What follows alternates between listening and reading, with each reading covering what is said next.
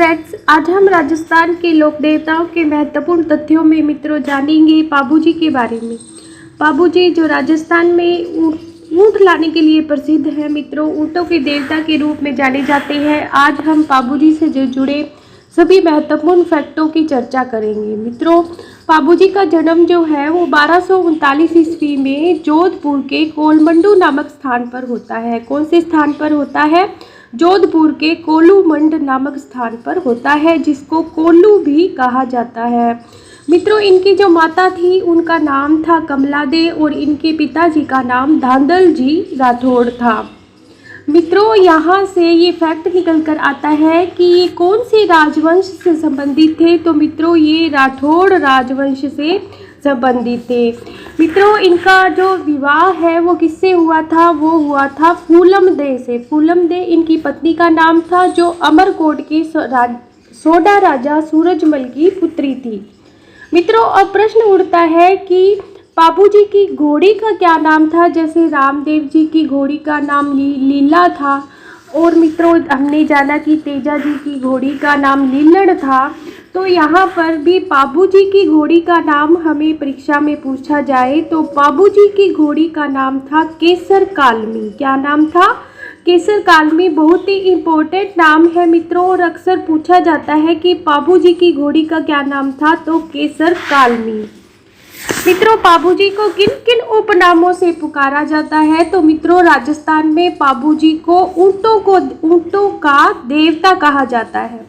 बहुत ही महत्वपूर्ण राजस्थान का रेगिस्तान का जहाज जिसे हम कहते हैं, रेगिस्तान में काम आने वाला सबसे अच्छा वाहन रेगिस्तान का जहाज ऊँटों के देवता कौन है मित्रों? ऊँटों का देवता है पाबूजी। इसके साथ साथ इन्हें गो रक्षक देवता भी कहा जाता है, प्लेग रक्षक देवता भी कहा जाता है, हाड़ फाड़ देवता के नाम से भी ये जाने जाते हैं। मित्रों, राजस्थान में पाबूजी की इतनी महत्ता है कि इन्हें लक्ष्मण का अवतार माना जाता है। मित्रों, लक्ष्मण का अवतार ये प्रश्न पेपर में आ चुका है कि राजस्थान के कौन से देवता को लक्ष्मण का अवतार माना जाता है? तो पाबूजी को लक्ष्मण का अवतार माना जाता है। इस प्रश्न को ऐसे भी पूछा जा सकता है कि पाबूजी को किसका अवतार माना जाता है? तो लक्ष्मण का अवतार माना जाता है। मित्रों, मेहर जाति के जो मुसलमान हैं पाबूजी को पीर नाम से पूजते हैं। किस नाम से पूजते हैं? पीर नाम से पूजते हैं। मित्रों, रायका राजस्थान में ऊँटों की जो पालक जाति है उसको क्या कहा जाता है? ऊँटों को पालने वाली जो जाति है उसको रायका या रेबारी कहा जाता है। रेबारी जाति यानी कि ऊँटों की पशुपालक जो जाति है उसके आराध्य देव कौन है? तो पाबूजी इस जाति के आराध्य देव है। मित्रों, ऊँट के बीमार होने पर भोपे द्वारा जो फड़ गाई जाती है वो पाबूजी की फड़ होती है। ग्रामीण इलाकों में अक्सर ऊँट जब बीमार हो जाते हैं तो राजस्थान में पाबूजी की फड़ का वाचन किया जाता है। मित्रों, पाबूजी की फड़ जो है राजस्थान की सबसे लोकप्रिय फड़ है। और मित्रों, पाबूजी की फड़ के अंदर क्या है? तो पाबूजी के पूरे जीवन का उल्लेख है। आसिया मोड़ जी कौन है? एक लेखक है और जिनके द्वारा एक पुस्तक लिखी गई जिसका नाम है पाबू प्रकाश। आसिया मोड़ जी की पुस्तक पाबू प्रकाश में पाबूजी के पूरे जीवन चरित्र का उल्लेख किया गया है।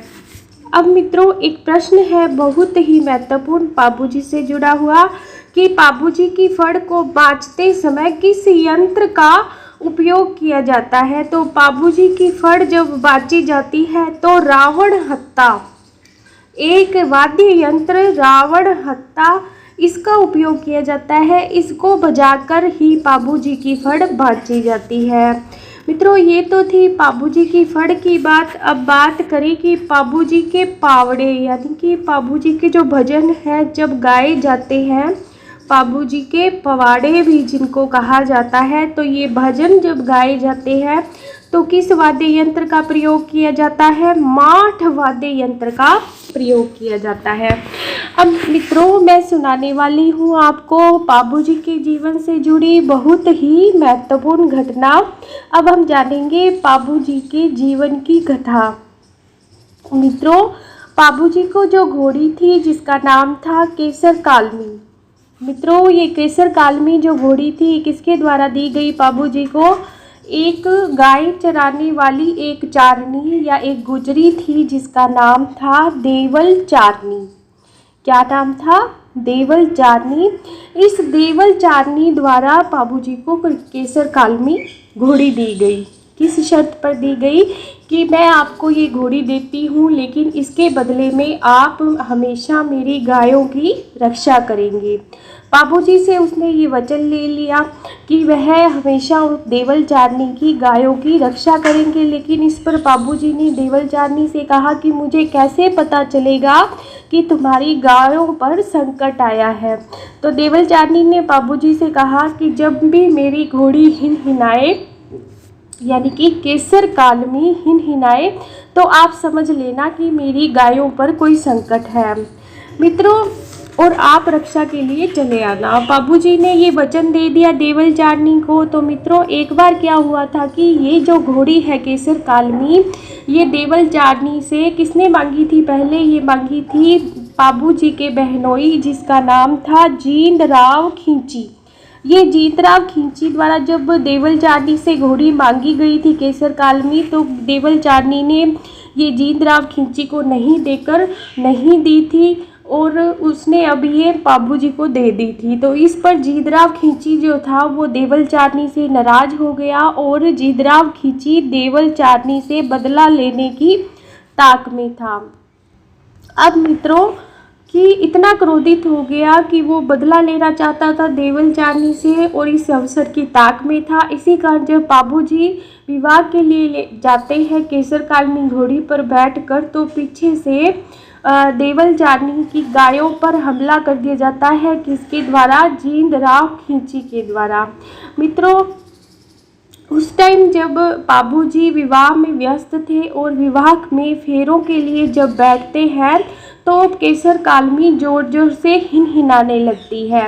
इस पर बाबूजी समझ जाते हैं कि देवल चारनी की गायों पर कोई न कोई संकट है। मित्रों इस वक्त बाबूजी के 3.5 फेरे ही पूरे हुए थे और वो फेरे बीच में ही छोड़कर केवल 3.5 फेरे ही लेकर देवल चारनी की गायों को बचाने के लिए निकल पड़ते हैं। मित्रों इनका बहनोई जिसका नाम मैं आपको बता चुकी जिसका नाम था जींदराव खींची। क्या नाम था? जींदराव खींची। ये जींदराव खींची जो था ये जालोर यानी कि जायल नागौर के पास एक क्षेत्र पड़ता है जिसका नाम है जायल नागौर का शासक था और इसके साथ युद्ध में लड़ते हुए 1276 में देंचू गांव, ये देंचू गांव जो है मित्रों ये पड़ता है जोधपुर के पास और 24 वर्ष की आयु में बाबूजी जो है वो शहीद हो जाते हैं, वीर गति को प्राप्त हो जाते हैं। मित्रों बाबूजी ने विवाह में 3.5 फेरे ही लिए थे, इसीलिए आज भी बाबूजी के जो अनुयायी हैं, बाबूजी के अनुयायी आज भी उनकी याद में केवल कितने फेरे लेते हैं? 3.5 फेरे ही लेते हैं। विवाह के अवसर पर सिर्फ 3.5 फेरे ही लेते हैं। मित्रों मारवाड़ में सबसे पहले ऊँट लाने का जो श्रेय है वो किसको जाता है? तो ऊँट लाने का श्रेय जाता है बाबूजी को। मित्रों प्रश्न पूछा जा सकता है कि मारवाड़ में सबसे पहले ऊँट लाने का श्रेय किस लोक देवता को जाता है? तो बाबूजी को जाता है। मित्रों बाबूजी का प्रतीक चिन्ह क्या है? तो भाला लिए अश्वरोही जो है वो बाबूजी का प्रतीक चिन्ह है। मित्रों बाबूजी के सहयोगी कौन थे जिन्होंने इनका जीतराव खींची के साथ युद्ध में सहयोग दिया? तो उनका नाम है चांदा, डेमा और हरमल। मित्रों इनका नाम भी परीक्षा में पूछा जा चुका है कि बाबूजी के सहयोगियों का नाम बताइए, तो इनका नाम था चांदा, डेमा और हरमल। मित्रों पाबू जी की स्मृति में इनके उपासकों द्वारा कौन सा नृत्य किया जाता है? तो इनके उपासकों द्वारा थाली नृत्य किया जाता है। बहुत ही महत्वपूर्ण प्रश्न है कि पाबू जी के उपासकों द्वारा कौन सा नृत्य किया जाता है? तो थाली नृत्य किया जाता है। मित्रों, पाबू जी अपनी बाईं ओर झुकी हुई पगड़ी के लिए जाने जाते हैं। इनका मंदिर कहाँ पे बना हुआ है? कोलूमंड फलोदी जोधपुर में इनका मंदिर बना हुआ है। जहाँ पर इनका मेला कब लगता है? तो मित्रों, इनका मेला लगता है प्रतिवर्ष चैत्र अमावस्या। प्रतिवर्ष चैत्र अमावस को कोलमंडू में इनका मेला लगता है। मित्रों, इन्होंने गायों की रक्षा के लिए अपने प्राण दिए, इसीलिए पाबू जी को गो रक्षक देवता के रूप में राजस्थान में जाना जाता है। धन्यवाद मित्रों। Please like, subscribe and share this.